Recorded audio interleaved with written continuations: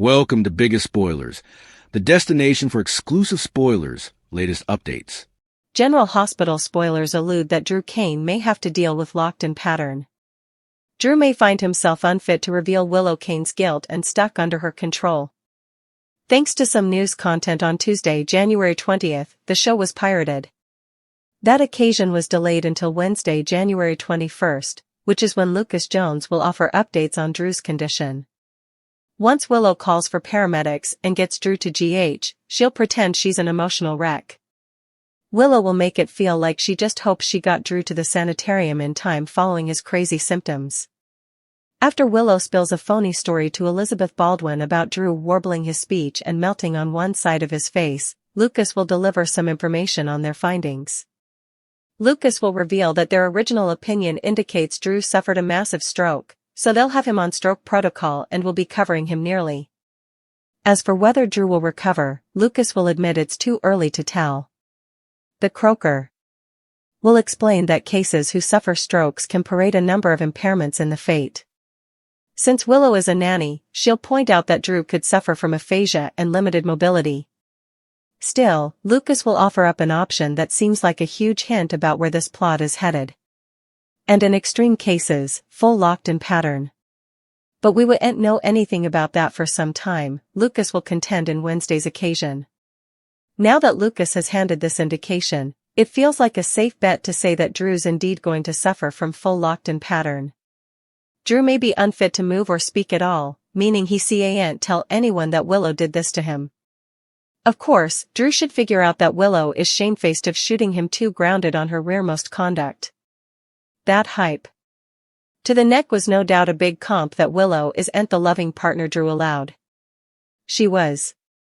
Although Drew would surely love to point the cutlet at Willow, he should be trapped in his own body and averted from participating how his woman has betrayed him. Willow will be in control of Drew's care and may transport him off to Turning Woods or another installation while she's free to do whatever she wants. General Hospital spoilers say Drew may be at Willow's mercy for the foreseeable future, so stay tuned for the coming phase of this plot. On General Hospital Moment, a violent showdown erupts between former musketeers, a dangerous date is set in stir, Sonny clashes with the ADA, and a shocking medical exigency exposes just how far one woman is willing to go. Britt Westbourne asked Jason Morgan out, while Harrison Chase and Michael Corinthos got in a fight. Away, at the sanitarium, Lucas Jones told those in the waiting room that Drew Kane was diagnosed with a stroke. On the next General Hospital, Sonny talked to Justine. Sonny Corinthos told Justine Turner that she might be poisoned in executing his son since she was at his house when Drew tried to ring him by hanging Michael. Justine agreed and said she'd be happy to step down if the Michael was charged because she believed Willow Kane was shamefaced. Sonny also questioned why anyone demanded to be charged. As Drew had numerous adversaries, she noted that Alexis Davis had given defense attorneys a companion to get their guests off. Sonny allowed. The coming person fulfilled would probably be acquitted since no jury would condemn someone for shooting a person like Drew. Justine claimed everyone merited justice, but Sonny suggested the case should remain unsolved since Drew got what he deserved. Britt asked Jason out. Britt showed Jason her new office at GH, saying it was the first step to reclaiming her life, and gave him a payment for her Café Sherry bill. He declined the plutocrat, but she wanted them to be equal to move forward. Britt also invited Jason on a fancy date that needed him to wear a suit. Unknown to her, Ross Cullum was following them, and she was shocked to see him enter her office after Jason left. Cullum ordered her to start working at the Ladle Island lab that evening and set a 3-month deadline for the design to be online.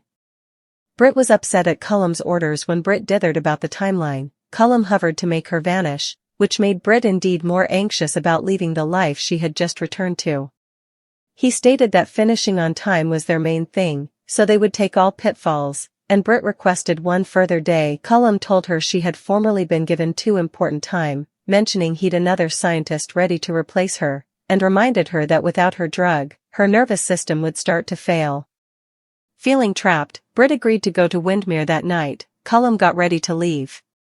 But not before advising the Croaker that Jason had caused issues at the Five Poppies, and if she didn't remove him from her life, he'd do it for her. Chase and Michael argued in the Quartermain den. Chase and Michael argued fiercely, Chase believed Michael framed Willow to get what he wanted. Michael yelled that Willow's bifurcation and bringing Drew into their lives risked their kitties, which he no way wanted. Chase also indicted Michael of causing that peril, saying he sought vengeance rather of remission when Drew manipulated Willow. Chase claimed Michael should be locked up, not Willow.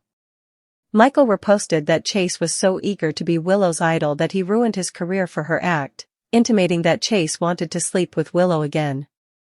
Chase and Michael got in a fight. A fight broke out, with Chase throwing the first punch. When Jason arrived to stop it, Chase pledged Michael would pay for his conduct before storming out. Michael commended in Jason, bothered the police would come for him, averring he didn't shoot Drew.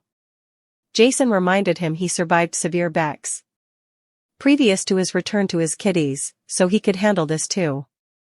Michael expressed concern that Willow might gain partial guardianship now that she was cleared, stewing for the kitties at Drew's house. Jason promised to keep Drew out of Wiley and Amelia Corinthos' lives. Ava and Nina caught up. Curtis talked to Trina at Bad Gen Cafe. Ava Jerome smiled when she saw Trina Robinson and Kai Taylor together. Their happiness faded when Curtis Ashford came over to talk to Trina intimately. He asked if she had heard from Portia Robinson. Trina said she told her mama she demanded space. Curtis allowed. Portia could use support since she had a sanitarium board meeting about her job. Although Trina was still worried, she didn't want her mama to lose her career for guarding her. She asked if she could help, but Curtis said he'd commodity to do and left quickly. Nina and Ava continued their discussion. Meanwhile, Nina Reeves told Ava that Willow married Drew to avoid murder charges and get her kitties back. Indeed, though Willow didn't need Drew presently, Nina knew he wouldn't let her go. Their talk ended when Nina entered a call from Willow, who pretended to be frantic about commodity passing to Drew. While at Bad Gen, Ava and Trina bandied how happy Trina was with Kai. Also, Ava got a textbook about high shipping freights for Jen Sidwell's rearmost purchase. Trina allowed. Sidwell would be okay with the cost once he realized he'd be the first to collect this artist's work in the Northern Hemisphere. Ava agreed. Trina advised her Jen's was dangerous. Ava concurred, mentioning that Jen's indeed had transnational business engagements, and if everything went easily, she could become the artist's main dealer. Trina also advised her master to exercise caution since she had heard that Sidwell could be a dangerous existent. But Ava assured her protégé by saying that she was complete at handling men like Jen's. Likewise, Ava refocused out that her whoreson Lucas Jones was presently abiding at Sidwell's house, and he was doing well. With the art sale and visiting Lucas, Ava placarded her intention to spend further time at Windmere. Portia and Isaiah were brazened by Stella. As Portia reached the sanitarium for a meeting about her suspense, she ran into Stella Henry. Stella questioned if risking her career and family was worth it. Portia reposted that her career was at threat because she chose to cover her son, not due to an affair with Dr. Isaiah Gannon that led to her gestation. After Portia left angrily, Stella encountered Isaiah, who had eavesdropped their exchange. When he tried to speak to her, she snapped that her issues with Portia were family matters and he wasn't family. Isaiah dissented, stating that Portia's marriage was worsening long before he came on, and she wasn't solely at fault. Tracy and Laura got ready to meet with Portia. Stella was surprised when Isaiah remarked that she was known for her fairness and kindness at the sanitarium and prompted her to show the same compassion to Portia. In the meantime, in a conference room, Tracy Quartermain and Laura Collins got ready to meet Portia. They were on a special commission to recommend to the sanitarium board whether to reinstate or dismiss the disgraced croaker. Tracy proposed that the board support Portia since they knew Drew had blackmailed her. Still, Laura refocused out that Portia admitting to tampering with a case's test results made effects complicated. As the meeting started, they allowed Portia to defend herself. Portia met with Tracy and Laura taking full responsibility for her conduct. Portia claimed that changing a case's test results was an unusual and extreme circumstance where she was trying to shield her child from a murderer. Aside from that singular event, her record was impeccable. Laura inquired about what she'd tell an implicit case who had reservations about her treatment. Portia clarified that Drew was substantiation of her commitment to the pledge she had taken as a croaker. She chose to save the life of her abuser rather of designedly sabotaging the surgery when given the occasion. Laura and Tracy sounded satisfied with her answers. Portia streamlined Isaiah and Stella after the meeting concluded. Portia met up with Isaiah and expressed her belief that she had presented herself admirably. Isaiah comforted her that he was confident the board would fate her as an exceptional croaker. Just as Isaiah was preparing to companion Portia out of the sanitarium, Stella approached them and offered a reason for her former conduct. In a sincere response, Portia expressed her own regrets for any hurt her conduct may have foisted on Stella and the entire family, tearfully affirming that her love for them remained unvarying. Laura set up Curtis in her office upon returning to the mayor's office. Laura discovered Curtis staying for her. Apprehensive that she had a say-so in Portia's implicit reinstatement, he revealed that many were apprehensive Drew's blackmail extended beyond Heather Weber's test results. Drew was trying to force Portia into altering Michael's blood test results to make it feel as though he was addicted to opioids. This would lead to Willow gaining guardianship, but Portia stood her ground. Despite their particular issues, Curtis was determined not to let Portia's career be jeopardized by Heather Weber and Drew Kane. Laura agreed to consider his perceptivity when formulating her recommendation to the board. As he was about to leave, Laura observed that, amidst the chaos, he and Portia had united for a participated purpose. She wished they would flash back their capability to unite if the baby turned out to be his. Curtis responded that since he'd missed the occasion to raise Trina, this baby felt like an alternate chance, and he simply wanted to be the stylish father he could be. Lucas and Elizabeth talked about Willow's acquittal in a discussion about Willow's vindication with Elizabeth Baldwin. Lucas praised his friend for her frippery in standing up for Willow. Liz participated her stopgap that they could all eventually move forward with their lives.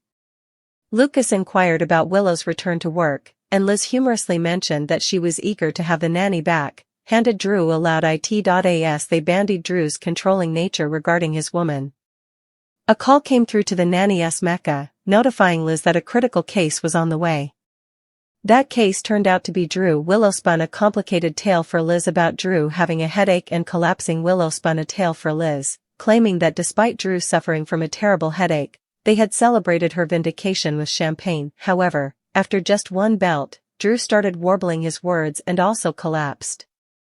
As Liz assured her worried friend with a clinch, Willow inquired if she had managed to get him help in time.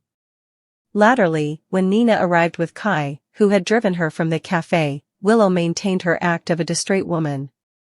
Stepping away to communicate Drew's adjunct, Kai observed Willow crying to her mama about her fears and flashed back Trina's assertion that Willow had intended to kill Drew the night of the shooting. Lucas informed the family that Drew had a massive stroke. Tracy got off the elevator and saw Nina and Willow. She joined them and Kai to stay for news about Drew. Lucas approached and said Drew probably had a massive stroke.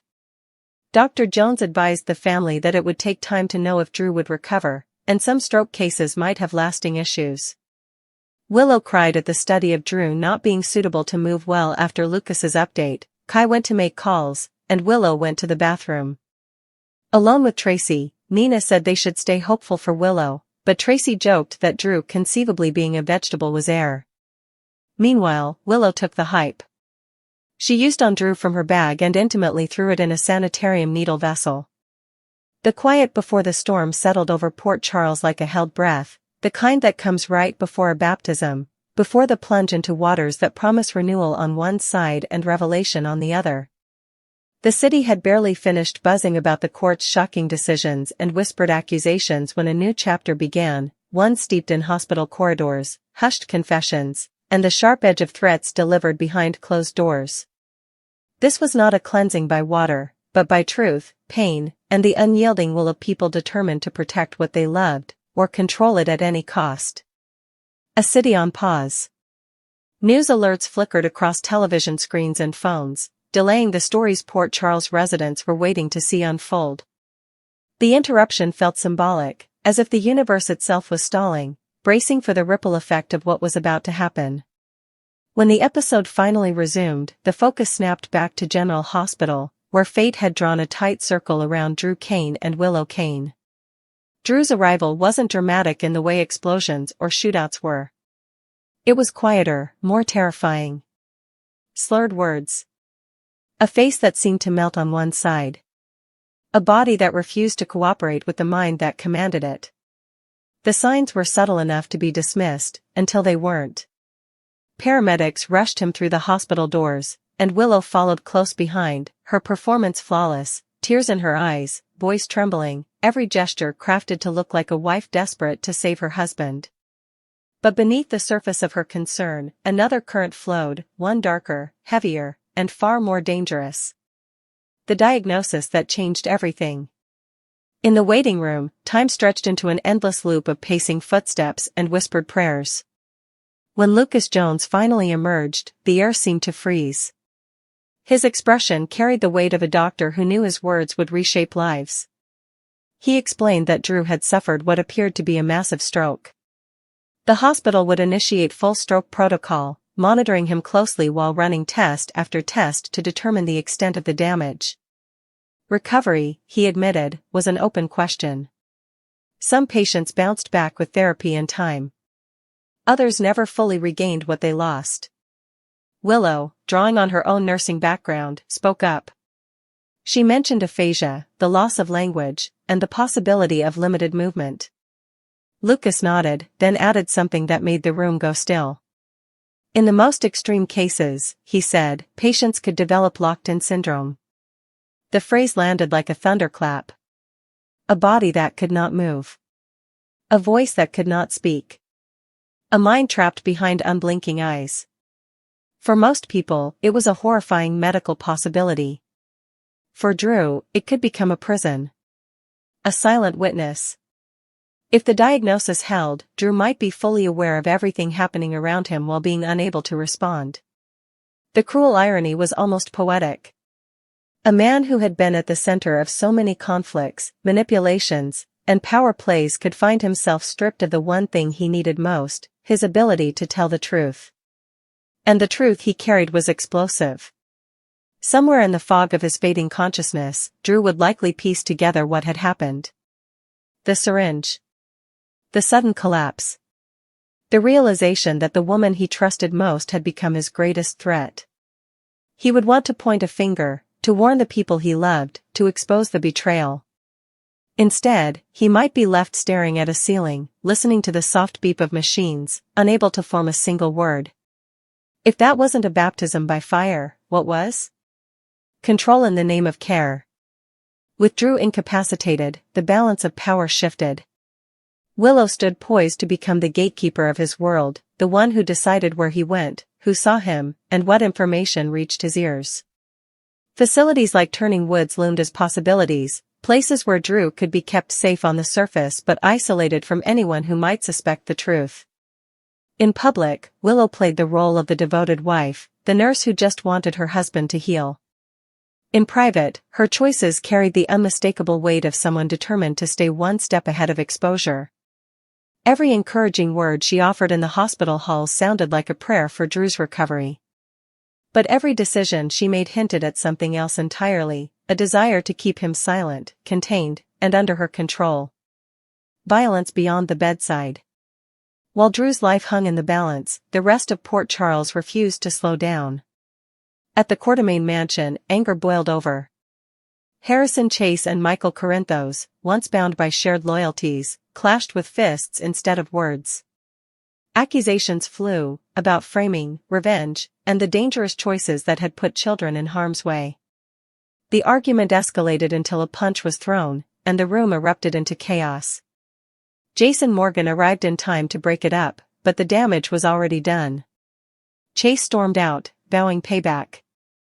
Michael, left behind, confessed his fears, that the police would come for him, that Willow's freedom would give her access to his children, that Drew's house would become a place of danger rather than safety. Jason offered the only comfort he knew how to give, quiet assurance that survival was possible, even after the worst of fires. A dangerous invitation. Across town, Britt Westbourne tried to reclaim a piece of normalcy. She showed Jason her new office at the hospital, proud of the small victory it represented. She even insisted on paying off an old debt, wanting a clean slate as they moved forward. Then she did something bold. She asked Jason out. Not for coffee or a casual walk, but for a date that demanded a suit and a touch of elegance. For a moment, it felt like the kind of fresh start Britt had been craving. but shadows followed her out of the room. Ross Cullum, a man with a reputation for making problems disappear, stepped into her office the moment Jason left. His words were calm, his threats anything but. He ordered Britt back to work on a project at Spoon Island, set an impossible deadline, and reminded her what would happen if she failed. When she hesitated, he didn't raise his voice. He didn't have to. He simply hinted at what he could take away: her freedom, her safety, even the medication keeping her nervous system stable. By the time he left, Britt knew she had no choice. Her new beginning had just been baptized in fear. Conversations in the cafe. At Bad Gen Cafe, laughter and light-hearted chatter tried to mask the tension humming beneath the surface of every conversation. Ava Jerome watched Trina Robinson and Kai Taylor share a moment of happiness, only for it to be interrupted by Curtis Ashford. Curtis pulled Trina aside, asking about her mother, Portia. The hospital board meeting loomed large, and the possibility of suspension, or worse, hung over Portia's career. Trina, still nursing old wounds, admitted she wanted space but didn't want her mother to lose everything over a choice made in desperation. Nearby, Nina Reeves confided in Ava about Willow's marriage to Drew, framing it as a strategic move to dodge murder charges and secure custody of her children. The conversation cut short when Willow called, her voice frantic, claiming something terrible had happened to Drew. Even in moments meant for coffee and comfort, Port Charles couldn't escape the pull of crisis. The weight of the boardroom.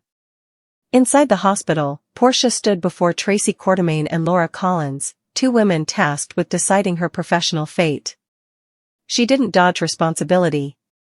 She admitted to altering test results, calling it a singular, extreme act driven by a mother's instinct to protect her child from a man she believed capable of murder. Laura pressed her. What would she say to a patient who doubted her integrity? Portia's answer was simple and devastating. She had saved Drew's life when she could have sabotaged it. That, she said, was proof of the oath she lived by. When the meeting ended, relief washed over her, though nothing was truly settled. Outside, Isaiah and Stella offered words that felt like both apology and encouragement, a small step toward healing a family fractured by secrets and suspicion. Sonny versus the system. Elsewhere, Sonny Corinthos confronted ADA Justine Turner with the kind of blunt honesty he was known for. He questioned whether she could fairly prosecute Michael when she herself had been present during one of Drew's attempts at extortion. Justine surprised him by agreeing. If charges came, she said, she would step aside, and she didn't hide her belief that Willow was the real culprit. Sonny, ever the pragmatist, suggested a different path. Let the case remain unsolved. Drew, he implied, had made enough enemies to make any jury hesitate. Justine wasn't convinced. Justice, she insisted, wasn't optional. The argument ended without resolution, but the message was clear: the legal storm was far from over. A performance of grief. Back at the hospital, Willow continued her role. She told Elizabeth Baldwin a carefully crafted story about a celebratory glass of champagne and a sudden, terrifying collapse. Liz wrapped her in a hug, offering comfort to a woman she believed was simply a worried wife. Nina arrived soon after, escorted by Kai. Willow clung to her mother, tears flowing freely, her voice cracking as she spoke of her fears. Kai, watching from a distance, remembered Trina's words, that Willow had meant to kill Drew the night he was shot. The memory lingered, sharp and unsettling. When Lucas finally updated the family, his tone was cautious. The stroke was severe. Recovery uncertain. Long-term effects likely. Willow wept openly at the thought of Drew losing his mobility, his independence, his life as he knew it. Tracy, less sentimental, muttered that fate had a twisted sense of karma. A dangerous secret discarded. While everyone waited for news, Willow slipped away to the restroom. From her purse, she retrieved the syringe, the one that had set everything in motion. Without hesitation, she dropped it into a hospital sharps container and walked back out, her hands clean and her expression unchanged. The evidence was gone. But the truth remained, hovering over Drew's bed like a ghost. Baptism by consequence. Every character in Port Charles seemed to be standing at the edge of their own reckoning. For some, it came in the form of encouraging words, "Jason,